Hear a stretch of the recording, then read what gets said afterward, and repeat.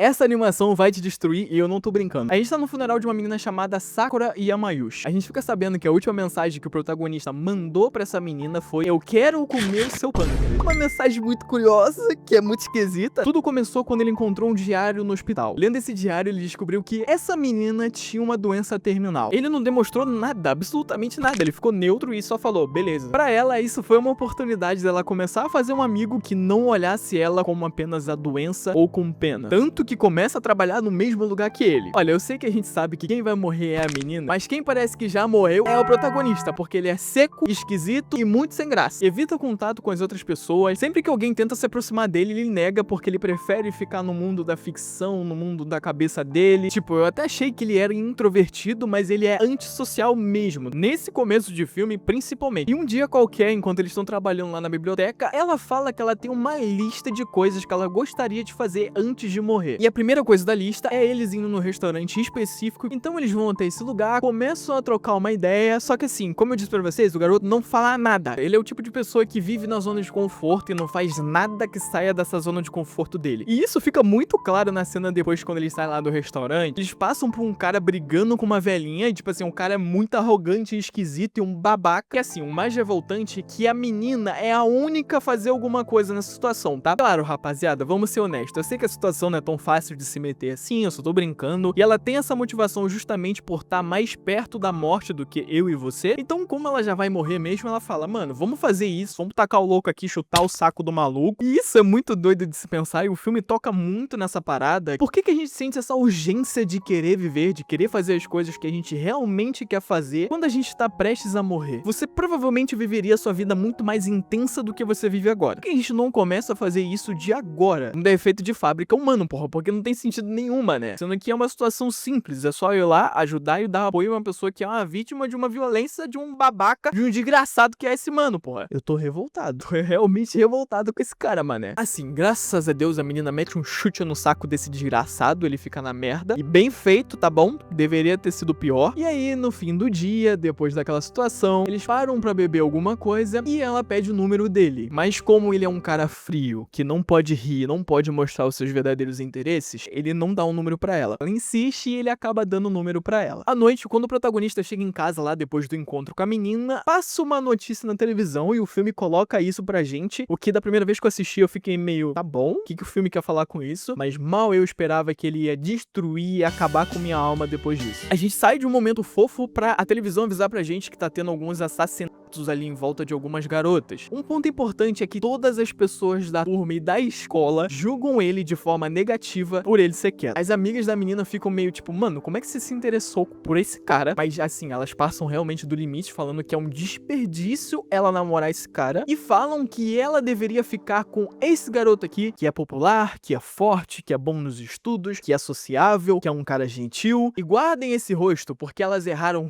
feio, mano. Se o planeta Terra é uma pessoa pra você namorar, elas acertaram assim, Saturno. A melhor amiga dela, real, não gosta desse garoto, ela não gosta do protagonista, não sei porquê. E uma coisa que é muito interessante da gente pensar é como que as pessoas têm uma visão negativa das pessoas quietas, né? É claro, eu fiz as brincadeirinhas no começo do vídeo, mas não tem nada de errado de você ser quieto e introvertido. Por que que o silêncio é visto como algo negativo pela maior parte das pessoas? Parece que algumas pessoas associam isso à arrogância ou à tristeza, e isso não faz o menor sentido. O louco é que a gente percebe que ele é sozinho por vontade própria. Não é porque ninguém fala com ele ou porque ele foi excluído. Na real, tem um maninho que sempre fica oferecendo chiclete pra ele até o final do filme, e ele sempre recusa, ele sempre fala, não, mano, valeu, eu quero ficar de boa aqui. E um fato é, se você não abre oportunidade pro novo, você não vai viver coisas novas, você vai viver a mesma experiência sempre na sua vida, porque você não tá fazendo nada de novo. Tu tá panguando fazendo as mesmas coisas sempre. Na biblioteca, os dois têm uns momentos assim, mais de conversa, ela dando claramente em cima dele, mas ele é um tapado e não percebe. Gente, observem, pelo amor de Deus. Ela fala que ela quer sair de novo com ele, ter mais experiência, fazer mais as coisinhas lá, né, da lista dela. Ele claramente fica dando a pose dele de emo ou Batman, né? Mas no final, essa pose não se sustenta porque ele acaba indo. Ela chama ele pra um lugar cheio de garota, cheio de menina, e isso é um teste pra saber se ele tá interessado em outras meninas. Ela pergunta por que que ele não tá olhando pra nenhuma dessas meninas aqui. Tá claro desde o início pra gente que ele não tem interesse nela, o que torna a situação muito engraçada, e a gente fica pensando, mano, até onde esse filme vai? Eu realmente pensei que o filme ia ia pra uma mensagem mais de tipo, quanto que a sociedade e as pessoas empurram pra gente que a gente precisa de um par romântico sempre, não sei o que lá. Mesmo quando a relação entre os dois poderia ser só uma amizade, não precisa os dois necessariamente começar a se gostar. Mas, sinceramente, se eu fosse resumir esse começo de filme pra vocês, eu falaria que é uma confusão de sentimentos. Se nem esses dois aqui estão entendendo, muito menos eu vou conseguir entender e explicar pra vocês, tá? Mas a gente fica sabendo de duas coisas importantes que vai começar a desenvolver esse mistério por trás do filme. A primeira fofoca é que ela terminou recentemente com o ex dela. E assim, tu deve estar pensando que ela terminou por conta da doença, mas ela terminou antes de contar sobre a doença pra ele. E a maneira do filme mostrar isso pra gente, porque não necessariamente por você tá namorando uma pessoa que tu vai conhecer todos os lados e todas as coisas dela, sabe? E segundo, que até de forma uma coisa romântica, que ele, o protagonista, é a única pessoa que ela se sente segura de conversar sobre a doença dela. Justamente por ele não fazer um drama total sobre a doença dela. Ele sempre trata ela com uma dose de normalidade e realidade, sabe? Sem ficar chorando ou falando, meu Deus, eu não acredito que isso aconteceu. Por isso que ela sente esse interesse maior nele. Porém, ele mostra um lado diferente que não é tão explorado dessa parte. Talvez lá no fundo, a menina desse filme só queira esquecer que ela tá doente, sabe? Esquecer de toda essa parada e só viver com mais normalidade, como era a vida dela antes dessa doença, sacou? E esse garoto consegue passar essa normalidade, essa neutralidade pra ela que faz ela esquecer que às vezes ela é doente e que ela vai morrer logo, sabe? E por isso que eles vão ficando mais próximos, até ficarem mais íntimos e tal, rola algumas situações. Inclusive, eles vão pra uma viagem, a menina mente pros pais dizendo que tá indo com uma amiga dela, e ele mente pros pais dele que ele tem amigos e vai passar na casa de um amigo, sendo que ele não tem nenhum amigo além dessa garota, o que é muito triste, né? Eles fazem um rolê pela cidade, vão em vários lugares, aproveitam a vida juntos. Mais tarde, dá problema no agendamento, e aí eles vão ter que ficar no mesmo quarto ao invés de quartos separados. Eles acham que a gente é bobo de acreditar numa história michuruca, e assim, como nem tudo são flores, quando ele vai pegar o sabonete na mochila da menina, ele acaba vendo uma coisa que espanta ele, sabe? Mas o filme não revela pra gente por agora, mas é uma coisa extremamente complicada de se ver. Assim, à noite eles começam a ficar um pouco fora da consciência, tomando umas coisinhas lá, começam a jogar a verdade o desafio. Quando ela ganha, ela pergunta pra ele quem ele acha a menina mais bonita da escola. E quando ele ganha, ele pergunta sobre como ela era na infância, o que ela gosta de fazer, qual o sentido da vida pra ela, coisas assim, mais filosóficas, sabe? Ele é um menino mais profundo. Ela pede pra ele levar ela até a cama, as coisas ficam quentes, mas ele é de boa, mano. Ele é um cara respeitoso. Tem uma coisa importante. Eles jogam a última partida de verdade o desafio e ela ganha e faz uma pergunta pra ele. E assim, o clima do filme muda completamente e ela pergunta se ela dissesse pra ele que ela tem medo de morrer, o que ele responderia. E assim, a vibe do filme muda completamente, a gente fica até meio abalado, eu e você aqui, né, porque eles não estavam esperando por isso, e ele fica sem resposta e não sabe o que responder pra uma pessoa quando ela faz uma pergunta tão tensa quanto essa, né? Até que ponto a gente pode ajudar uma pessoa passando por um problema tão difícil quanto esse? Infelizmente tem um limite aonde a gente pode ir. E aí a gente acaba descobrindo que lembra o que ele viu lá na bolsa dela que deixou ele meio em choque, apesar do otimismo, das coisas que ela fala, as coisas tão difíceis pra ela. E esse filme, ele brinca muito com a gente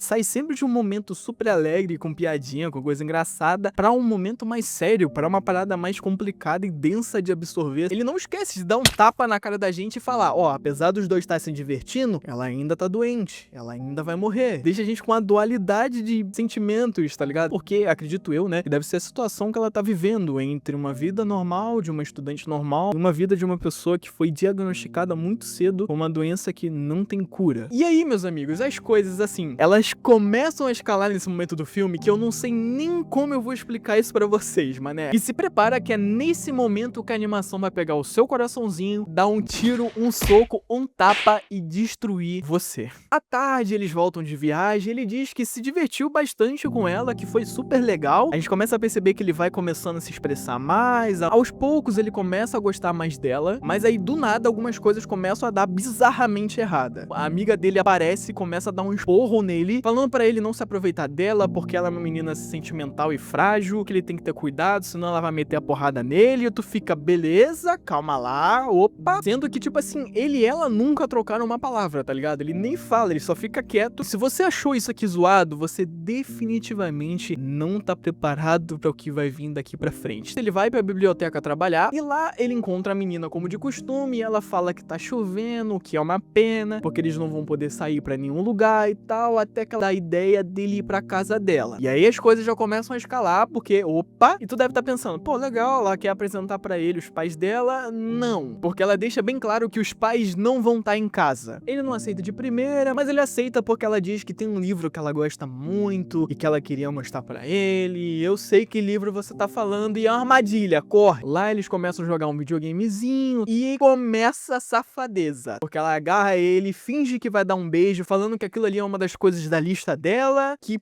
porra que tá acontecendo nesse filme, mané? A gente sai de uma história triste pra uma pegação do nada, meu Deus do céu! Só que aí quando ela fala que tá zoando e desaproxima dele, o garoto fica desesperado, porque isso ali nunca aconteceu na vida dele, e agarra ela na cama. E assim, o filme consegue piorar essa cena porque ele fica desesperado, ela começa a chorar pedindo pra ele ir embora, ele fica, meu Deus, o que tá acontecendo? E você também aí em casa, e eu aqui fico mais assustado ainda do que tá acontecendo com essa história, porque não tô entendendo nada. Ele sai da casa dela meio triste, no meio do caminho ele encontra nada mais, nada menos que o ex dela. Aqui acabou, gente. Valeu.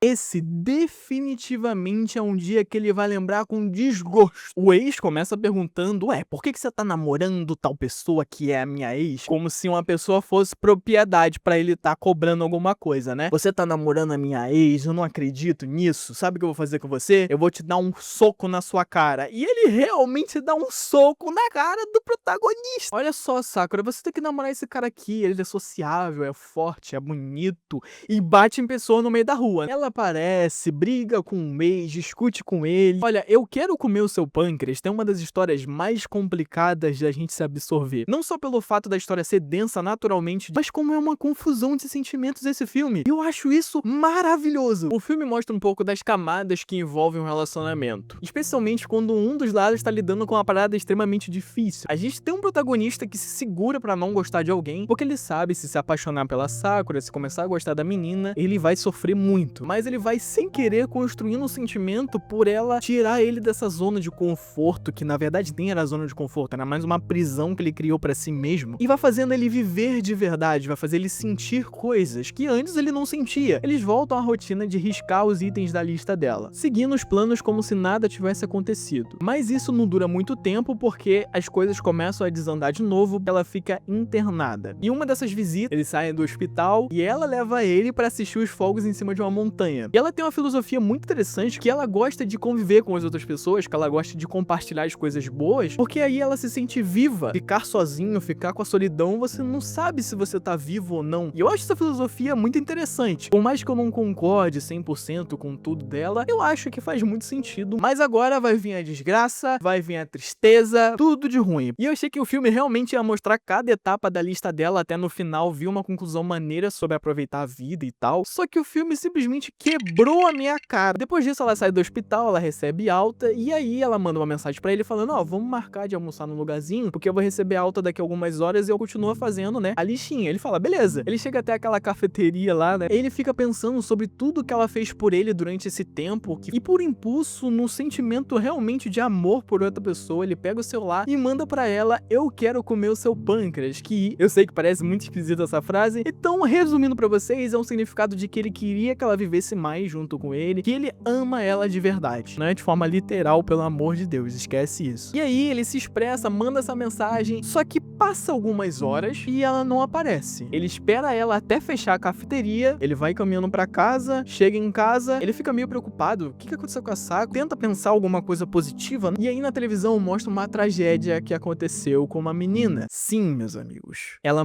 morreu sem ser pela doença. Quando eu assisti isso pela primeira vez, eu cheguei nessa parte, bateu, tá? Esse filme, ele brinca muito com a nossa perspectiva. Pô, ela vai morrer, beleza, a gente aceitou o fato que ela vai morrer, mas tá distante, não chegou ainda, ela ainda tem muito tempo, só que quando o filme tira a vida dessa menina, antes do prazo final, que já estava curto, e encurta mais ainda, rapaziada, quebra qualquer pessoa. E assim, se eu fiquei triste, o protagonista ficou mais arrasado ainda, tá? Ele fica desesperado. A gente volta pro começo do filme, né, no funeral, agora a gente descobre por que aconteceu tudo aquilo, e a gente descobre o porquê que ele não foi no funeral, porque ele não tinha capacidade de sair de casa, porque ele realmente tava só o caco, ele se afundou em livro, ele tentou esquecer isso o máximo possível, mas depois de muito tempo lidando com o luto, ele vai até a casa da menina, fala com a mãe dela, a mãe fica extremamente emocionada, entrega o diário, que era um desejo dela, né, e vê finalmente a perspectiva dela de toda a história história. Ela se apaixonou por ele porque justamente ele trazia essa neutralidade, esquecer sobre a doença dela, e eram momentos mais tranquilos, momentos mais íntimos entre os dois, e ela começou a se apaixonar por ele, mas ela tava tão confusa